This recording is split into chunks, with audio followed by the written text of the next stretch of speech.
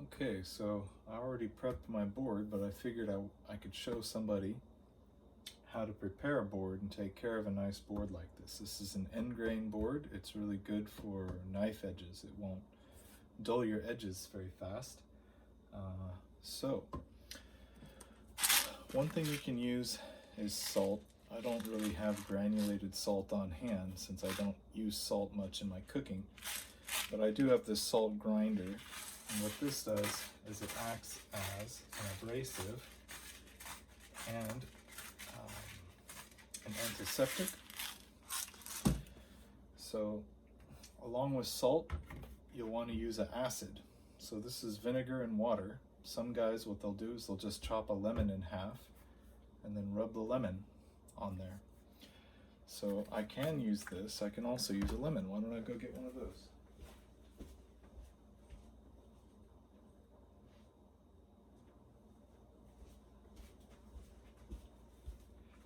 I actually don't have any lemons, but I do have a lime.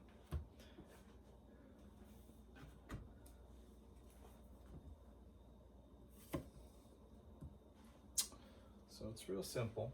You're just taking these onto the abrasive and cleaning.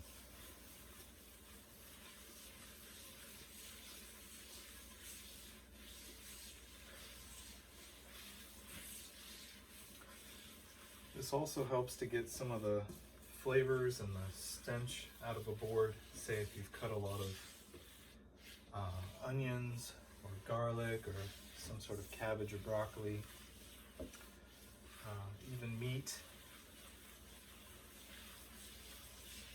Although with meat, if you're trying to cleanse your board, it's good to use vinegar and let it sit for a minute or two. Or you can use a dilute bleach. I don't ever do that. I just use white vinegar and water. So you just let this sit for a little bit, not too long, then you wipe it up.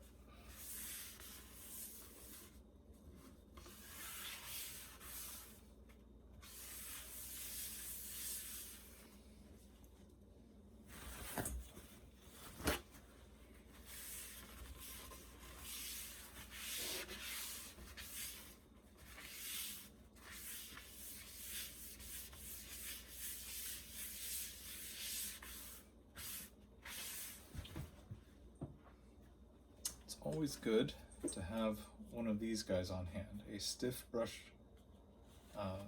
plastic, or you can get some sort of natural hair. I like these stiff plastic ones. And just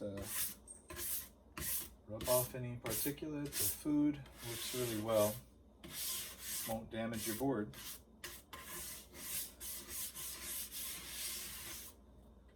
And you know, if you ever need to spot clean, you just stick this stuff into a sprayer and then boom, spot clean your board.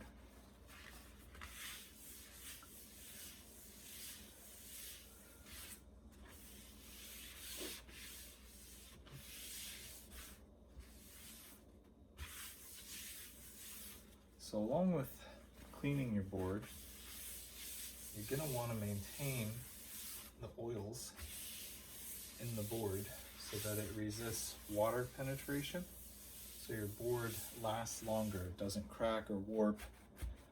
The way you do this, there's two materials that I use.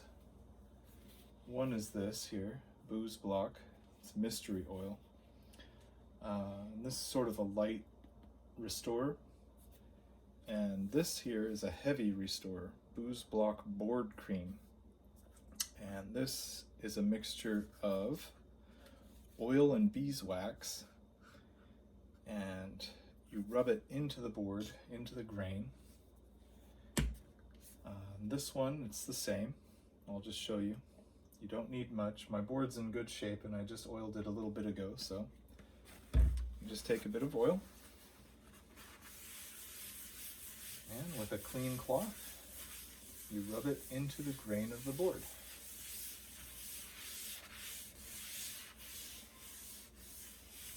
This way, when you're cutting food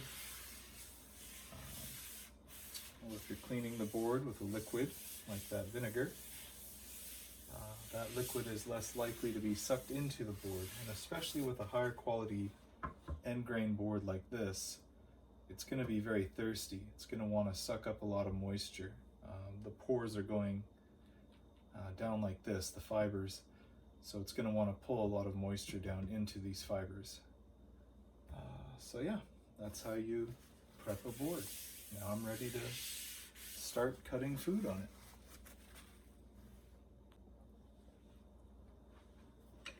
When you're done with the limes, or your lemons, if you've cleaned off your board, I'm not good with salt, so I rinse the salt off.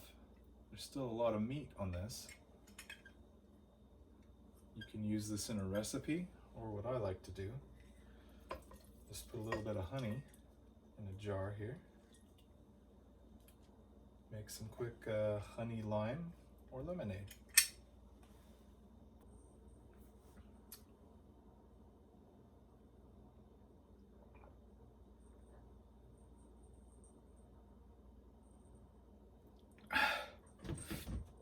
Pretty good. Use a bit more honey. So what's important before you start working is to set up your workstation with the knives you want to use.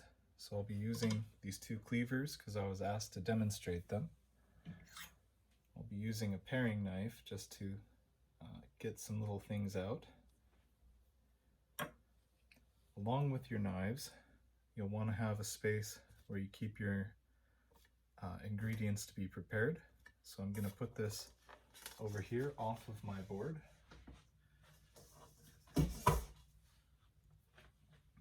It's good to have a receptacle for a lot of waste or other such things. I'm going to use this to catch the peelings from the carrots. And then a mulch bucket so you can run it to a mulch bin or wherever you take care of such stuff. And a place for the ingredients once they are prepared. Since I'm just doing a demonstration, I'm not going to be preparing a whole lot, so I just have some small steel bowls. You can get these pretty cheap at most any store. Let's see. Now, I'll show a couple ways to peel. Carrots, I prefer to use one of these little back and forth peelers from IKEA. You can use knives to peel. I'll use that for like potatoes, apples, etc. But for carrots, this is way more convenient. Probably the most important thing to have is a nice clean washcloth so you can wipe the board in between cuts, wipe your knife if necessary, especially if it's a carbon steel blade. You don't want it to get too wet. And a brush to brush off any waste on the board. All right.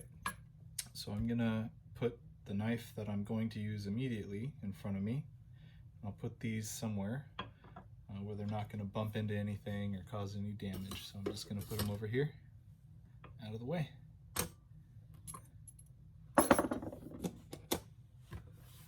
Also, for things like onions, I usually like to put a different board, just a thin little cheap board, onions and garlic, and that's just to get most of the smell and such contained on this board. And then you can just take this to the sink and wash it. And keep this board for the heavy prep, things like carrots, tomatoes, apples, things that my family eats a lot and that I cook with a lot. The onions and garlic, they really do soak into a board, especially an end grain, and they tend to taint the food that you prepare next, which isn't so bad if you like that flavor, but you know, if you're gonna serve your kids an apple and it tastes like garlic, they might be mad at you.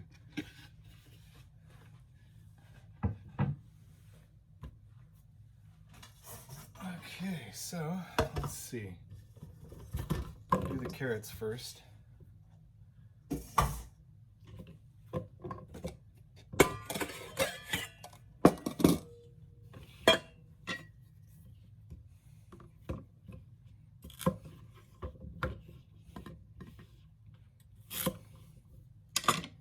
Yeah, that knife goes through it practically like they're not even there.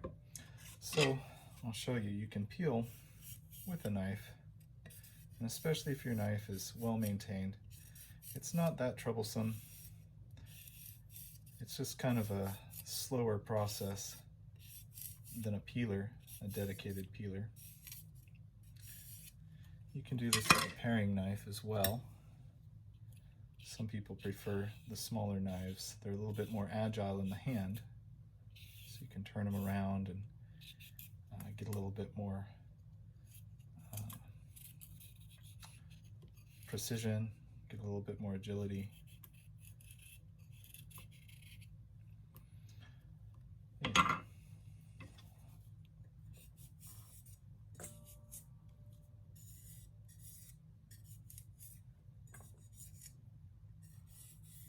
Also, I find no matter how precise you are with your knife, the dedicated peeler tends to take off less material, so you end up with more of your ingredient at the end of your prep session.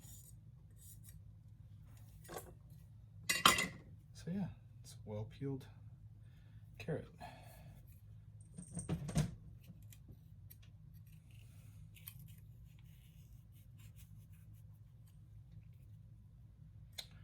If you have a little crack in your vegetable, being something like that, just go in it with a V. You can get that out pretty easy.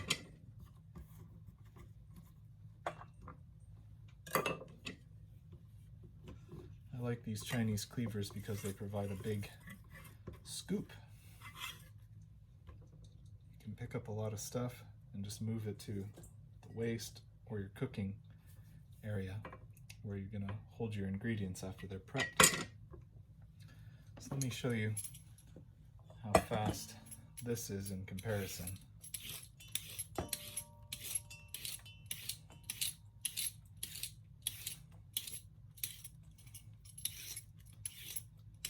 So this saves a heck of a lot of time. No matter how much you like to cut with your knives, unless you really are dedicated, this is usually faster. And again, it's just a little crack. So let's get that out of there. Boom.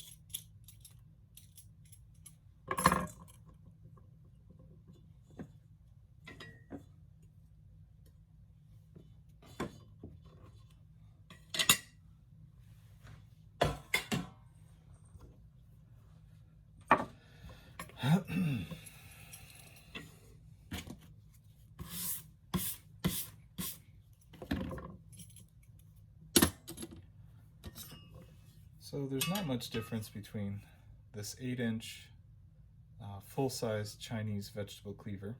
It's very thin, so it's for vegetables, not for bones. You would chip the edge on a bone. It's a very hard, very thin blade for slicing.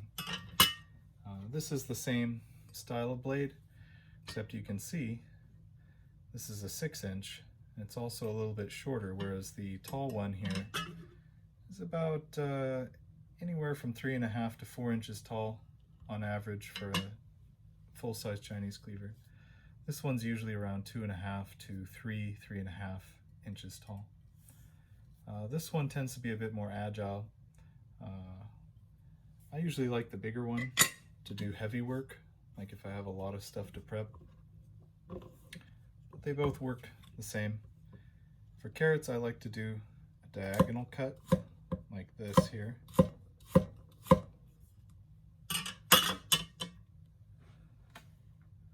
These are good for chopstick portions. They fit quite neatly. Good for my style of cooking, which is a lot of sauté and stir fry.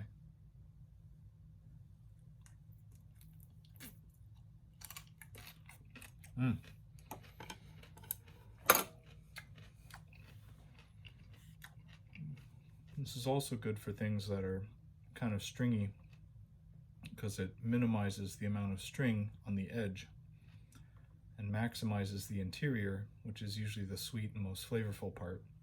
Carrots and many other things, you don't have to worry about it, but it does tend to, in my opinion, make things taste better and improve sort of the texture of the food if you're gonna stir fry or saute. So I have pretty good control of this on the board just from practice, but if you wanted to sit a little cleaner on the board, first give yourself a flat surface to work on, then hold that down to the board. You're always going to want to do like a claw grip. So you hold the food like this and slice so that it never comes close to your fingers.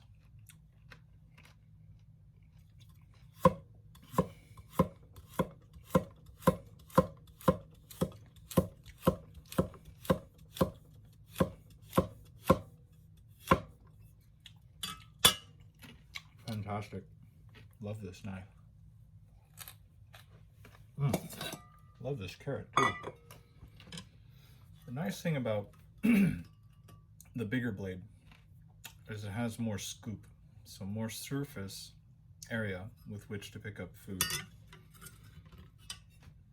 So I can usually fit about 2 whole carrots or more onto this. That really helps if you're preparing a big meal. That's what I usually do. I prepare a lot and have a lot of leftovers.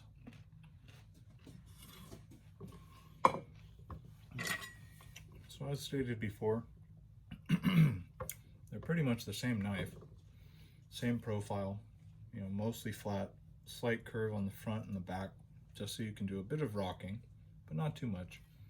And it's made for this style of cut mainly, but it's a bit more versatile with that little rocking edge on the front and the back, so you can do rocking cut, mincing. I like that too. Some guys like to flatten it out and just use it like this.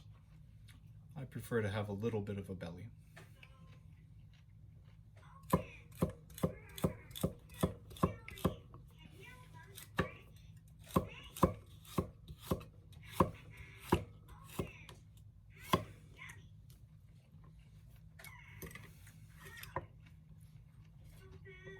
So on the smaller knife, you can only comfortably fit about 1 carrot or equivalent. But that's the benefit of these knives, really, is their height, their weight, their scoop, and if they're thin, they usually have a very good profile for grinding, and especially if they're made with a really good material. Like these are Japanese VG10 tool steel, which is very similar to a high carbon steel that's forged. This, however, is stainless, so you know, I can set it aside and not worry about it rusting very much. It does rust, just not as quick and not as bad.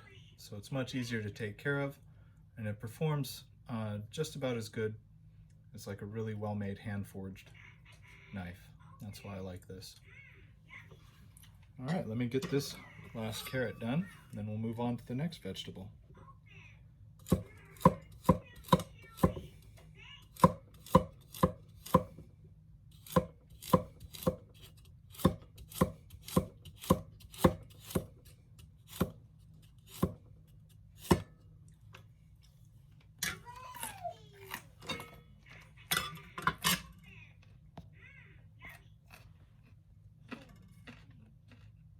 Lovely carrots for cooking or for snacking. These are also good for like kid snacks.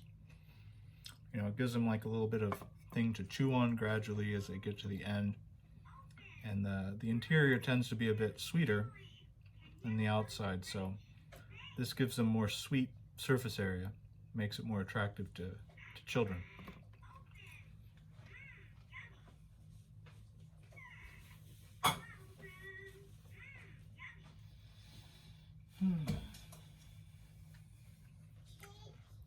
Okay, so here's a tomato. It's ripe, it's pretty firm, very waxy skin. So I usually like to keep as much of the tomato as possible. So like when I'm preparing the tomato, if there's any soft spots or bad things, I'll use a paring knife just to get the least amount possible out. You know, some people will just take their knife and, you know, cut the first top off, but you can still eat this, you know. It's really good if you're making sauce, because a lot of the good flavor compounds and such are in the skin, and those really come out when you cook down a sauce or something. So, you know, that top bit, if you're just getting a little tiny bit out like that, it gives you a bit more to cook with. So my friend wanted to see these knives do paper thin slices, and yes, that is no problem.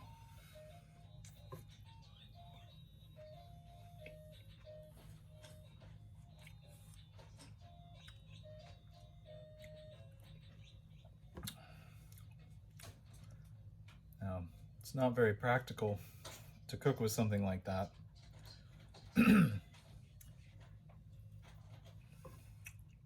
But it is kind of showy, you know, makes you appreciate a well-maintained edge.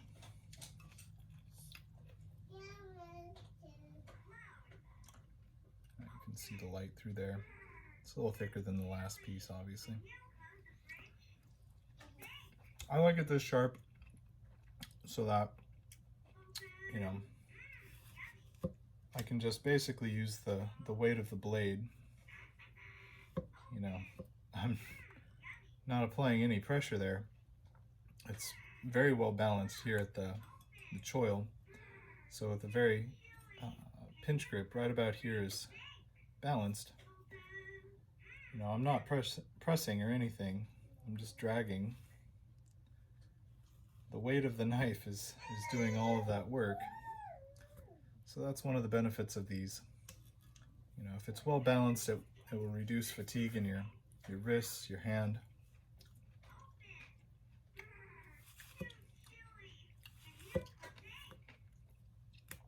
Man, I just keep munching. These vegetables are awesome. It's good when you want to like dice to fan out your veggies like this.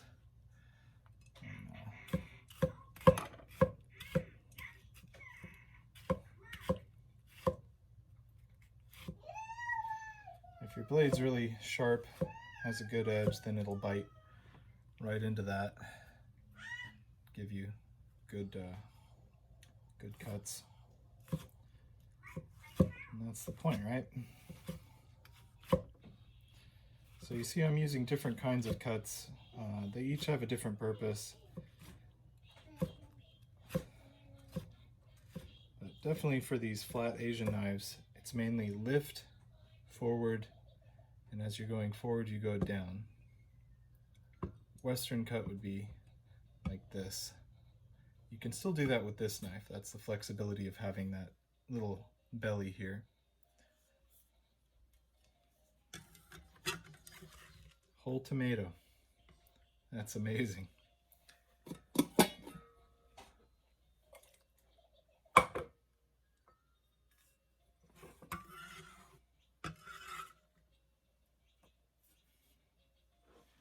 Here's where that washcloth comes in handy and keep the board clean.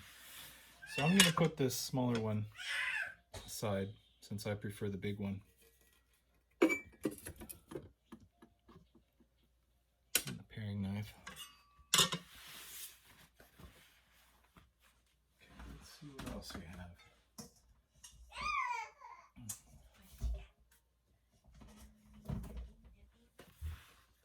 So sort of harder vegetables and fruits. I like to peel them. That's my baby.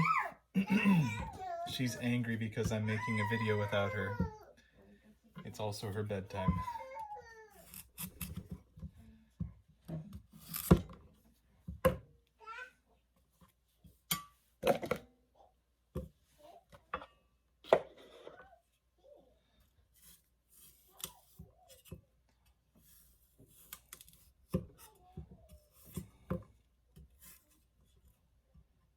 So I like to board peel the heavier stuff, which is where you create a flat surface by cutting off the top, putting that on the board, holding that while you cut the skin off like this. It gives you a lot of control.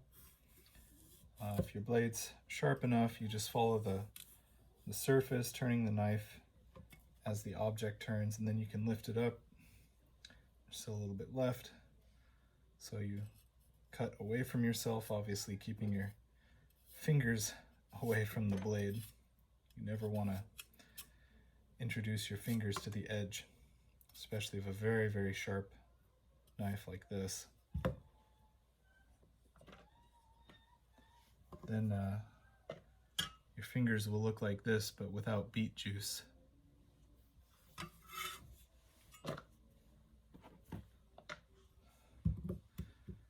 And so when your knife is very thin, very sharp like this, you can do like horizontal cuts.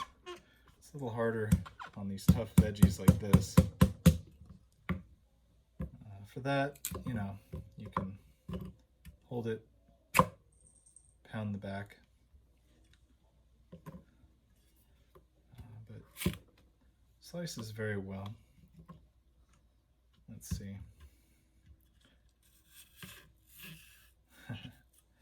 I'll have to prepare the apple a little better before I do a horizontal cut on there.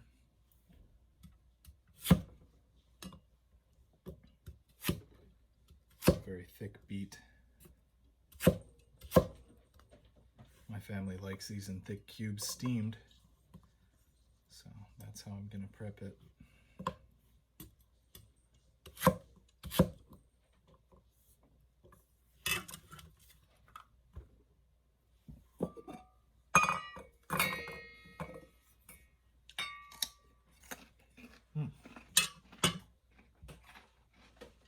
It's good.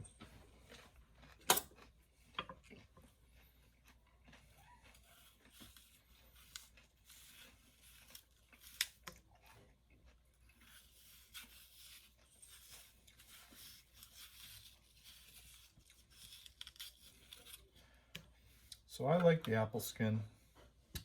My kids don't. So I usually peel apples in pairs for them.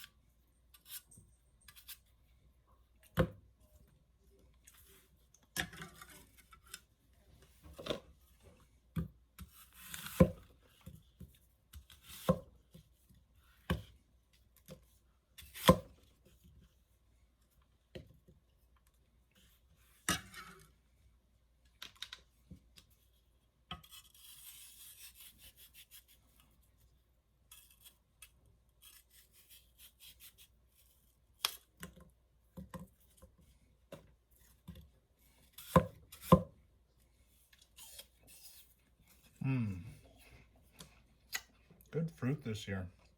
Man, everything's so yummy.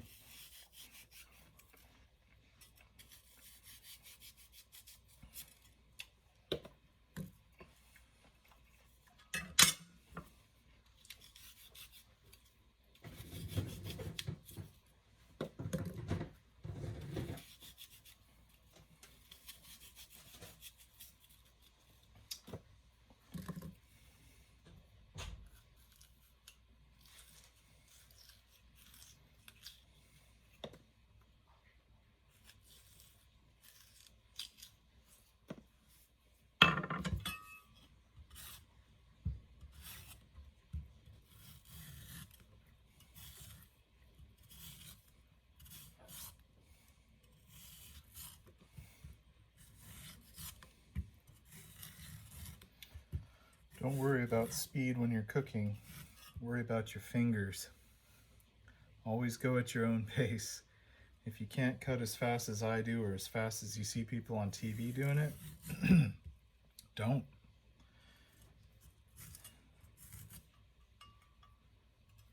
Nobody's judging you. Even if they are, who cares?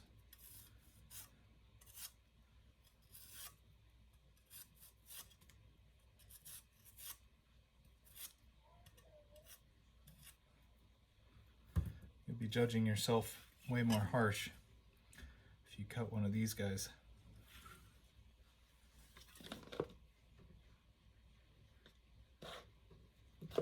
The only way you get faster is by practice. It doesn't happen overnight. I mean, I suppose if you're a natural at it. I sure wasn't.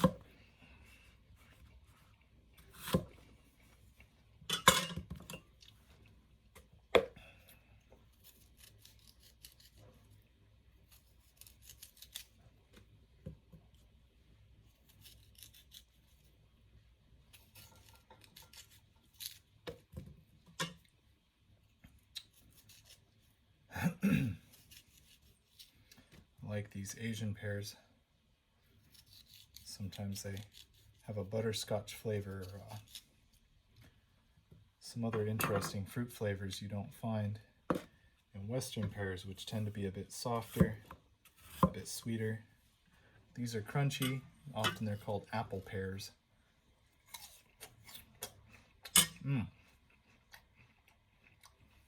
Yeah, this one definitely has a bit of that butterscotch flavor that I love so much in these pears.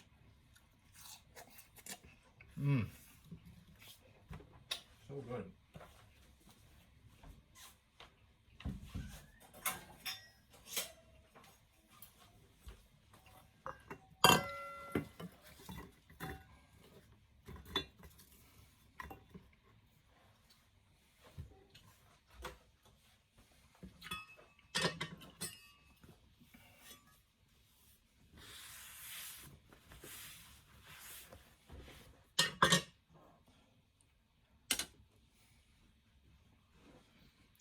So I like having a big board surface because then I can put various tools like the knife, my bowl, or mulch container somewhere on the board.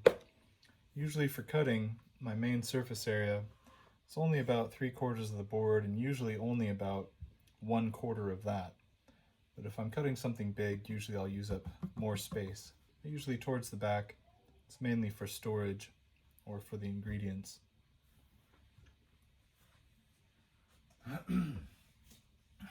So next, I'll do a potato and an onion.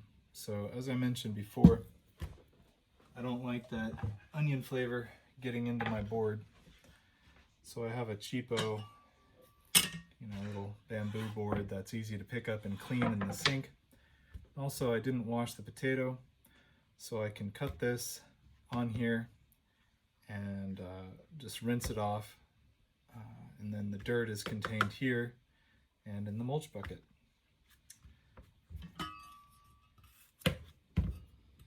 Wow, that goes through it almost too fast.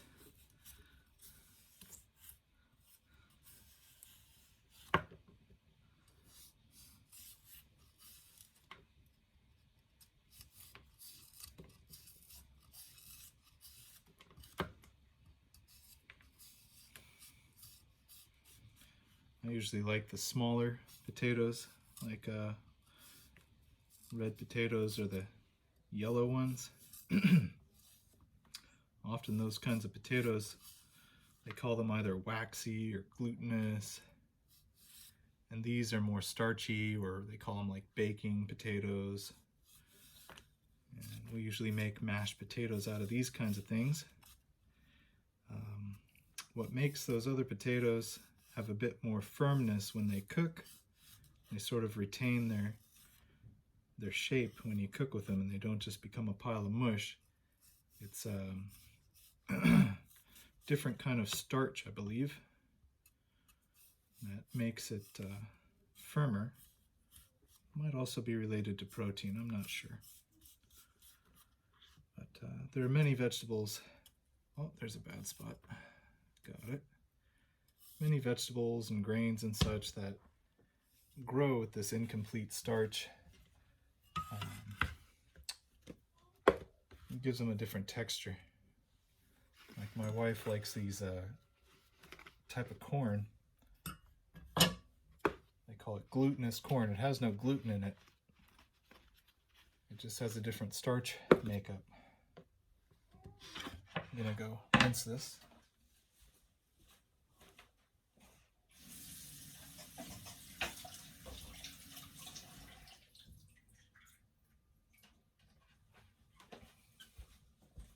There we are. Board's still clean. I'll rinse my knife.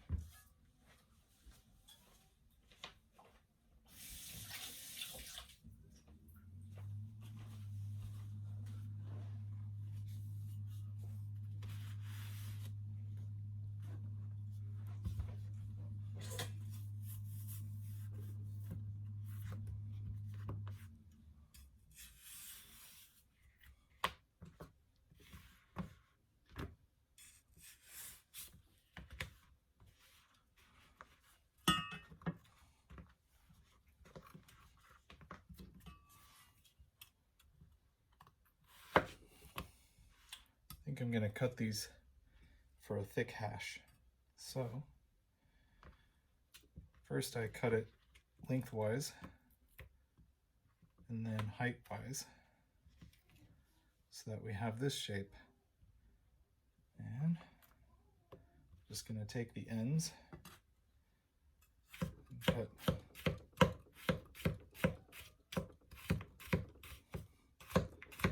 thin segments, or slightly thick, kind of like home fries, but a little finer.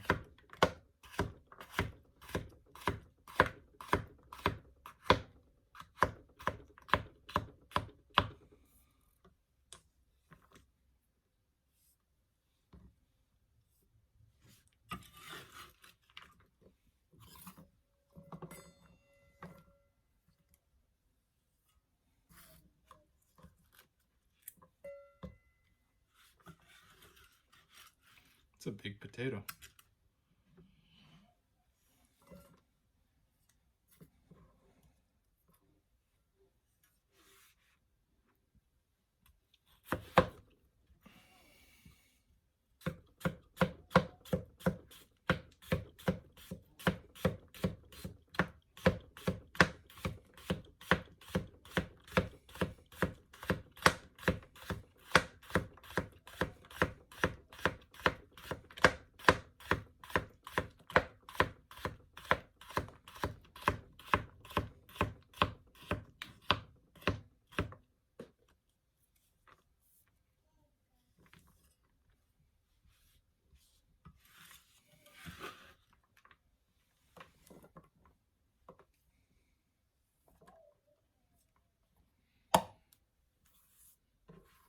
Man, that was a huge potato.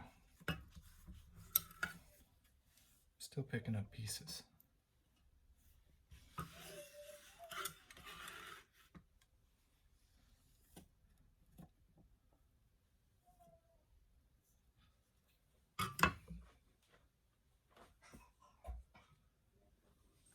Yeah, this knife is a joy to use.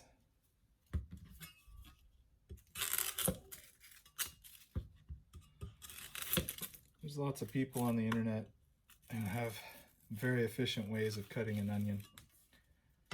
This is just the way that I do it. I cut off the top and the bottom. I take off the skin. And depending on how I want it cut, I think about how the layers are. So first I cut through the middle so that all the different layers are exposed. Put that down. Then I make a couple horizontal cuts. Since this onion's pretty fat, I'm gonna make a couple extra here. I think this will go in the hash, so larger segments are good.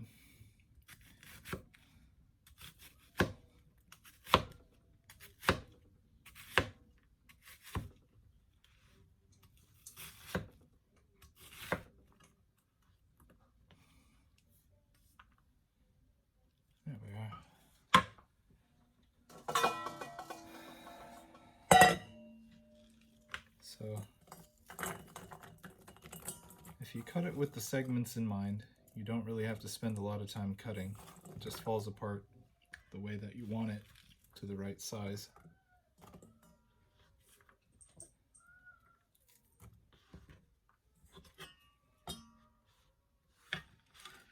Yep, that onion gas is getting into my eyes. Whew. So the reason onions make your eyes burn is they have an organic sulfur, I believe. And that sulfur becomes atomized as you break the cell walls, well, chopping up the onion. Now, doesn't matter how sharp your knife is. If you're cutting up an onion, you're breaking some of the cell walls.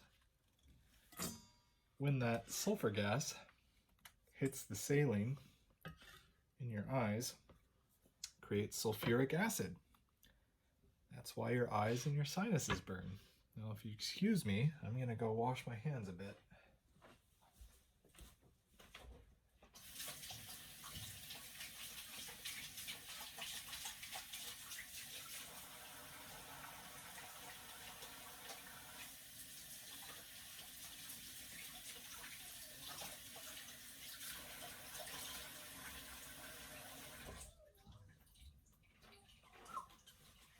Oh, this is where it comes in handy if you have a kitchen fan or like a stove fan. You open up a window and turn that on, and then it helps to get that gas out of your eyes.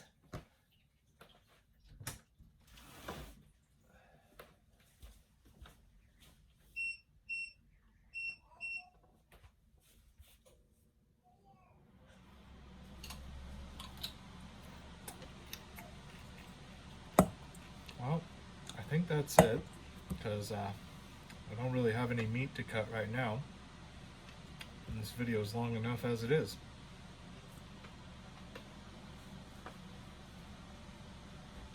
Oh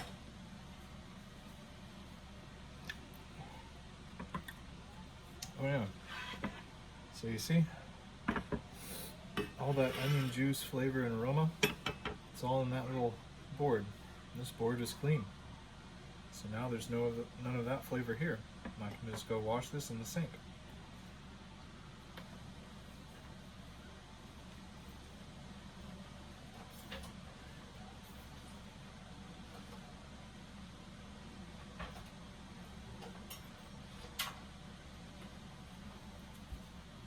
All right, bye-bye.